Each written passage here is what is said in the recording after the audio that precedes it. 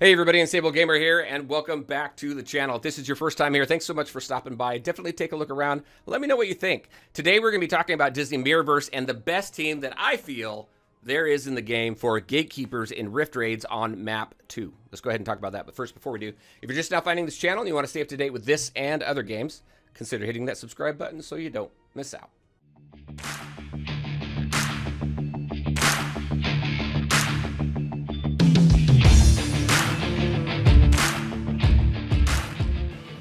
All right, and welcome back. So let's take a look at the team. Similar to the video that I created on the best team for gatekeepers for map 1, I wanted to do the same thing for map 2, basically taking a look at the limited traits that we have that are going to be required the higher you get up in the tiers and create the best team possible. And that's what I feel I've done. There's some commonalities between the team, and that is really Elsa here.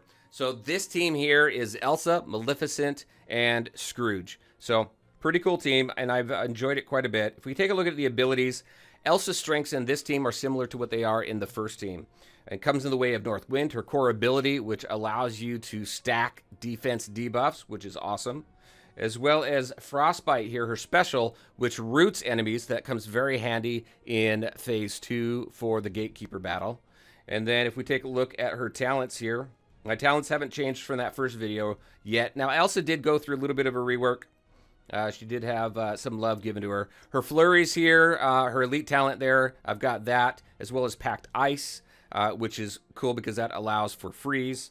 And then we have Frostburn here, which allows you to stack defense debuffs as well. So you have defense debuffs coming from her core ability, from her Frostburn talent here, and then you've got Root coming into play as well as Freeze, which works out very well just to give that continual damage, especially to the adds that the Gatekeeper keeps summoning.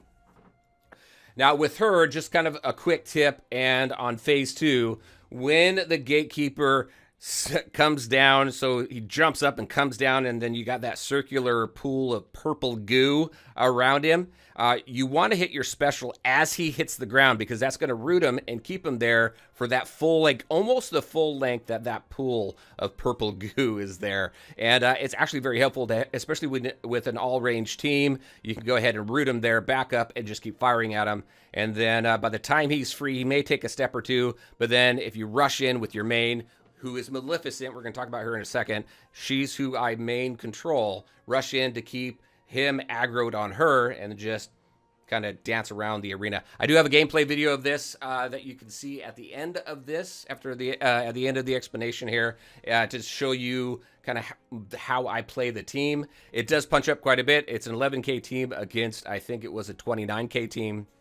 So I had quite a bit of fun with it. Slow chipping away, but you'll see kind of the defense debuffs that stack up and rack up on that Gatekeeper, which I think is pretty cool. Now, if we go to Maleficent, we take a look at Maleficent here, you can see where I have her. Now, with her, if we take a look at her abilities, her core ability here, again, defense debuffs off of her basic. So basic and heavy critical hits inflict an instant 50% shock and a minus 5% defense debuff. So you're getting defense debuffs from her and from Elsa stacking up. And you'll see by the end of the video, I've got over 70 defense debuffs, which obviously comes in very handy because the lower the defense, the more damage that we're doing. All right, now if we take a look at Dragon's Rage, her special, 300% damage to all enemies, so that helps get rid of the adds that pop up. If an enemy has a defense debuff, then they're inflicted with burn, dealing 100% damage each for 5 seconds. All right, if we take a look at her talents, here is what I have for her. We have her elite talent down here, so her burns and shocks do more damage. We also have Vengeful Cruelty, so once per encounter when Maleficent reaches 75%. So she doesn't really do that very often. So with her abilities here, because she's got to hit 75%, 50%, 25% for these abilities to really make any difference, I went with her basic on the focus because, again, her crits are what's going to help you rack up those defense debuffs with her, right? And then I did leave this one here, the Vengeful Cruelty here, because if she does reach 75%, sometimes there's a misstep, so I got to hurry up and get out of the way really quick, but that will just help buff up your critical damage. So those are the talents that I'm using. The basic does come in handy here. All right, and then finally, Scrooge. which if you have him, you're probably already building him up. If we take a look at his abilities here, so for him, it's all about racking up the coins, stacking up the coins. He's got his regular core ability there, and you're never going to release with less than 10 coins.